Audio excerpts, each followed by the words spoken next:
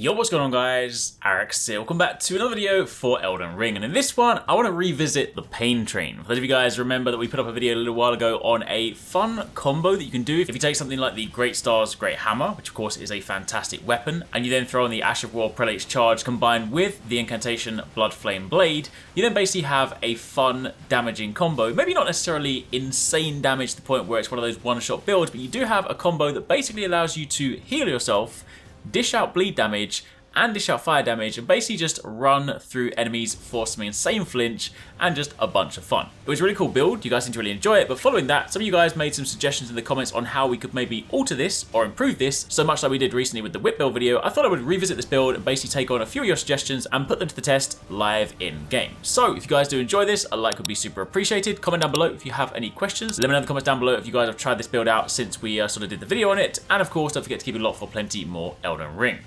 So, to begin with, again, as a very quick recap, if you missed the original video, this basically was just a fun combo. It wasn't necessarily a full-scale build video, it was just a fun combo where basically you take the Ash of War, Prelate's Charge, which is the one where you slam down your weapon and you then basically just charge across the ground, leaving flames in your trail, and you then put it on, ideally, a Colossal Weapon, in light, of course, of Colossal Weapons getting their buffs, and you then pair that with Bloodflame Blade, which is also a nice incantation, engulfing the weapon in the Blood Flame, and of course this then deals blood loss, which goes nicely alongside the already baked in blood loss on the weapon. Keep in mind it didn't have to revolve around the Great Star's Warhammer, you could have used this on a different weapon, but it does work very nicely with this one because that of course also has the healing baked in. Then it was quite simply a case of run up, activate this, and just charge into everything and watch it flinch, and then do a good deal of damage. However, following on from there were four sort of main comments I wanted to pull out. The first one comes from Iceberg Titan Sinker. They said that to make this better, replace Bloodflame Blade with Frozen Armament, which of course is a sorcery,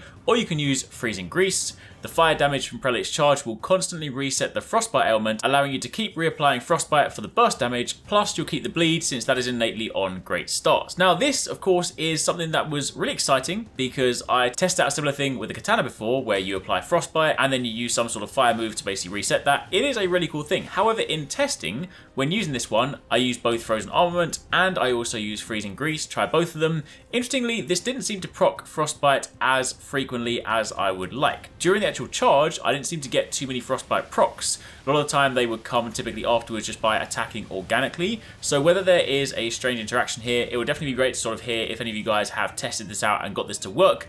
But I tested this in a number of different situations, and unlike say some of the other weapons where I have done a successful Frostbite fire mix where you do definitely use fire to reset the Frostbite so you can get multiple procs, this time around using Prelate's Charge it just didn't seem to work as effectively, especially not when compared side by side to the damage potential of the Bloodflame Blade. So definitely a really interesting idea, and if you guys do test out other weapons, if maybe you're using double daggers or other fast weapons, 100% using Frostbite with a flame to reset it is a really nice interaction because you can definitely benefit from some of those big chunks. It basically works like bleed in that respect because you get the nice big chunks, but the reset allows you to keep reapplying them, which ordinarily you wouldn't do if you just ran with Frostbite. But again, as mentioned in testing, while it was cool, it didn't seem to actually work as effectively.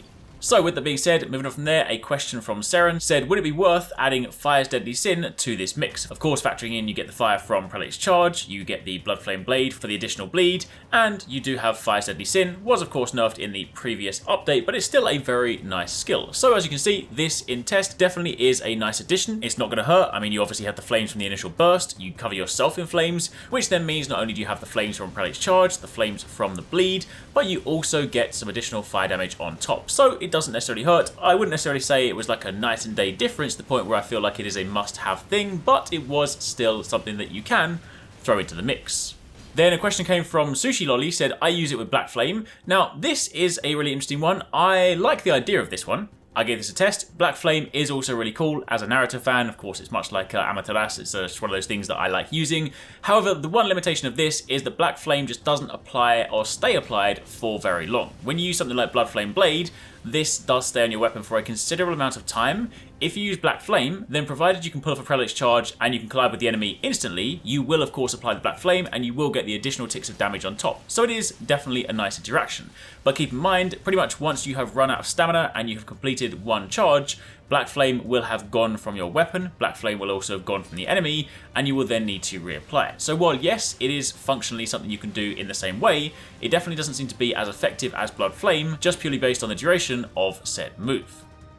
And then finally, Player Zero also said, throw on Fire's Deadly Sin, which we have tested out, said also possibly use Flame Grant Me Strength, which is just one of those standard damage bonuses, which 100% you can do, just a nice sort of flat damage bonus you can use across the board, but then did also ask the interesting question, would either of the Wing Blade Talismans work? I assume you mean Wing Sword Talismans, so in this situation I have done tests with and without both of these. I have the upgraded version, of course, which is the Rotten Winged Sword Insignia, but yes, they do seem to have an effect. It might not necessarily be a drastic change, but you will of course gain some benefit, given that of course these do give you increased damage on successive attacks, and you are getting a number of successive attacks through the Prelate's charge, so definitely worth using. Also mentioned Filigreed Crest, yes, you can use that to reduce the FP cost, although it is worth noting on this setup, or in this setup, typically you run out of stamina before you run out of FP, so while yes, you can still mitigate that cost, I would say it isn't necessarily something you have to have. There are definitely some other talisman that I would personally use in place. But there you have it. There's a little rundown on a few additional potential amendments to the Pain Train build. If any of you guys have any other ideas or things that you tested out following this that you think work quite well, definitely let us know. If you guys have missed some of our recent videos, be sure to check out one of these on the channel. And again, don't forget to keep it locked for plenty more Elden Ring.